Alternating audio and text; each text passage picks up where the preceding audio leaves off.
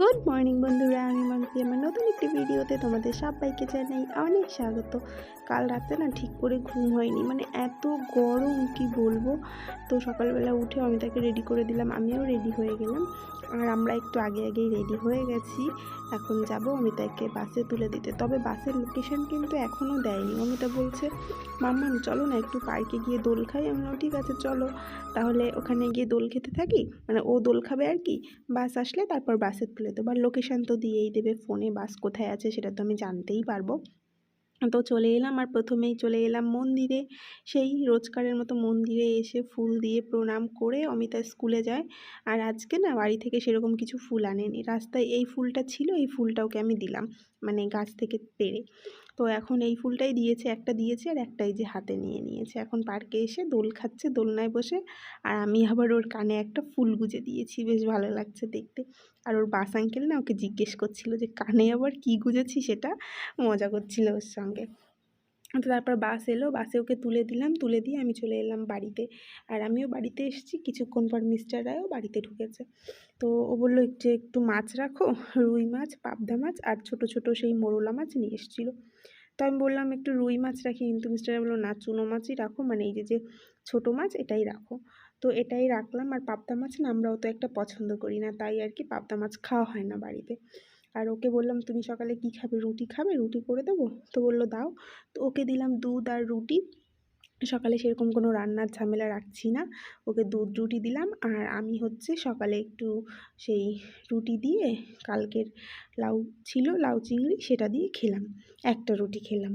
তারপর এই যে দুপুরে রান্নাবান্না স্টার্ট করেছি, অমিতা তো চলেও আসবে স্কুল থেকে, তার জন্য ডাল সিদ্ধ হচ্ছে। আর আমাদের বাড়ির গাছের বেগুন, এই দেখো, এই বেগুনটা ছোট্ট তাও তুলেছি জানো তো। আর এটাও হচ্ছে বড়, বেশ সুন্দর, এই বেগুনটা খুব সুন্দর হয়েছে বড়টা। আর ছোটোটা কেন তুলেছি, এই দেখো ছোটোটা না পোকা হয়ে যাচ্ছিলো। তো বড় যত হবে তত বেশি পোকা হবে, সেই জন্য আমি ভাবলাম তো এখনই তুলে নিই, যতটুকুনি পোকা ওইটুকুনি বাদ দিয়ে বাকিটা ভাজা করে ফেলবো, বেগুন ভাজা করব, ডাল করব। আর এই দেখো গাছের লাউ, ছাদের উপর গিয়ে দেখলাম এই একটা লাউ হয়েছে। লাউ গাছটা না কেমন যেন গরমে শুকিয়ে, পাতা শুকিয়ে মরে যাওয়ার মতো হয়ে যাচ্ছে। আমার স্নান হয়ে গেল, এখন করব পুজো, ভাত হচ্ছে। আর মিস্টার রায় না ভোরবেলা বাড়িতে ঢুকেছে। ওই অমিতাকে বাসে তুলে দিয়ে বাড়ি আসলাম, ও বাড়িতে চলে এসছে। তো অমিতাকে আনতে ওই গেল, অমিতার লোকেশন দিয়ে দিয়েছে, এতক্ষণ হয়তো নিয়েও নিয়েছে। এখন একটু তাড়াতাড়ি তো আসে অমিতা।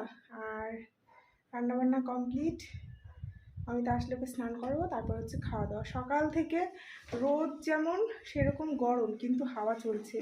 এই হাওয়াটা যদি বিকেলে থাকে তাহলে বেশ ভালো লাগে। এখন এই গরম হাওয়া, মানে রোদ তো সেই গরম হাওয়া। তো দেখি পুজোটা করি, অমিতা চলে আসবে, পুজোয় বসলে অমিতা চলে আসবে। আর মিস্টারে অমিতার জন্য নিয়ে এসছে দোলনা। তো দোলনাটা সেট করছিল, আমি বললাম ও আসুক, তারপর তুমি ওর হাইট দেখে তারপর সেট করো, তাহলে ভালো হবে, ওই তো দোল খাবে বেশি।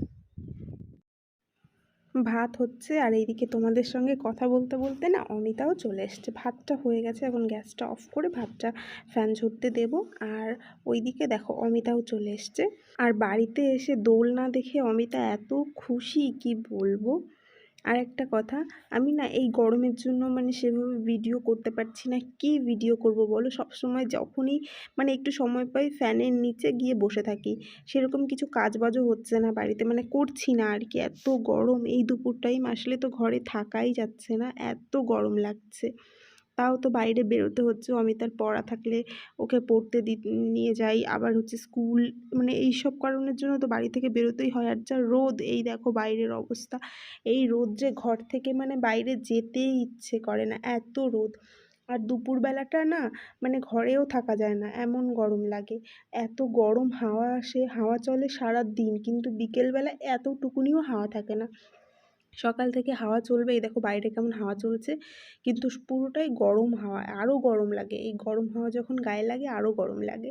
আর ওপরের ফ্যান তো, সিলিং ফ্যান তো চালানোই যায় না, পুরো গরম হাওয়া দেয়। যাও কুলারটা একটু চালালে ঠান্ডা হাওয়া, আর স্ট্যান্ড ফ্যানটা চালালে তাও যদি বাইরের হাওয়াটা লাগে না ওই কুলারের হাওয়ার সঙ্গে বা স্ট্যান্ড ফ্যানের হাওয়ার সঙ্গে, সেটাও গরম লাগে। তো সেই জন্য সেভাবে ভিডিও করছি না। আর অমিতা তো স্নান টান করিয়ে দিলাম, এখন হচ্ছে ও দোল খাচ্ছে। মিস্টার আগে বললাম তুমি স্নান করে এসো, তারপর একসঙ্গে খেতে বসবো। তো তারপর এই যে একসঙ্গে খেতে বসেছি। আর আজকে কি রান্না করেছি দেখো, ধনেপাতার বড়া, বেগুন ভাজা, এখানে হচ্ছে আম দিয়ে ডাল, আর এখানে কাঁচকলা আলু দিয়ে মাছ। তো যেদিন ও বাড়িতে থাকে সেদিন তো আমরা মাংস খাই, তবে আজকে যা গরম, এখন যা গরম, এই পরিস্থিতিতে মাংস খাওয়ার কোনো ইচ্ছেই নেই। তাই আর মাংস টাংস কিছু করিনি, একদম হালকা পাতলা খাবার খেলে মানে একটু শান্তি লাগে। তো তারপর আবার ঘুমিয়েছিলাম একটু দুপুরবেলা, মানে ঘুম তো হয়নি, ওই একটু শুয়েছিলাম। অমিতার ম্যাম আবার ফোন করলো মানে টিউশন থেকে, যে আজকে পড়াবে না বলেছিল, কিন্তু ফোন করে বলল যে আমি বাড়িতে আছি, ওকে পড়তে দিয়ে আসতে বলল। তো মিস্টারকে বললাম তুমিই দিয়ে আসো সাইকেলে করে। তারপর আর কিছু ভিডিও করিনি, এই যে সন্ধেবেলা একটু গ্রিন টি করেছি আর সঙ্গে মুড়ি মাখা। আজকে একটু তাড়াতাড়ি খাওয়া হয়েছে দুপুরের খাওয়াটা, সেজন্য মিস্টার বললো একটু মুড়ি মাখা করো। এই দেখো মুড়ি মাখা করে নিয়ে এসে রাত্রেবেলা অন্ধকারে বসেছি বারান্দায়, সবাই মিলে বারান্দায় বসে, এই যে এখানে ফ্যান চলছে, এখানে বসে খাওয়া দাওয়া হবে। আর অমিতা বিস্কুট খেয়েছে আর একটা ফ্রুটি খেয়েছে।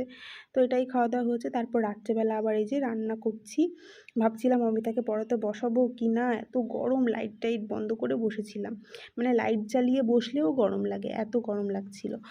তো তারপর যাই হোক ওকে আবার পড়তে বসিয়েছি, পড়াশোনা তো করাতেই হবে, পড়াশোনা না করালে তো হবে না, অনেক হোমওয়ার্ক একসঙ্গে জমা হয়ে যাবে। তো সেই জন্য ওকে বললাম একটু পড়াশোনা করতে বসো। আর এখন ওই যে ওখানে বারান্দায়, সেই বারান্দাতেই, আমরা ঘরে আর যাই না, বারান্দা দিয়ে ওই পাশ দিয়ে একটু হাওয়া আসে, ওখানে ফ্যান চালিয়ে ওখানে বসে ওকে পড়ানো হলো। তারপর রাত্রেবেলা আবার এই যে খেতেও বসে পড়েছি, ভাত, এখানে আছে ঝুরি আলু ভাজা, আর সেই দুপুরে রান্না করা কাঁচকলা আলু দিয়ে মাছের ঝোল, আর টক ডাল আম দিয়ে। আর এই দেখো এখানে এই যে কুলার চালিয়ে বসেছি আমরা সবাই মিলে একসঙ্গে খেতে।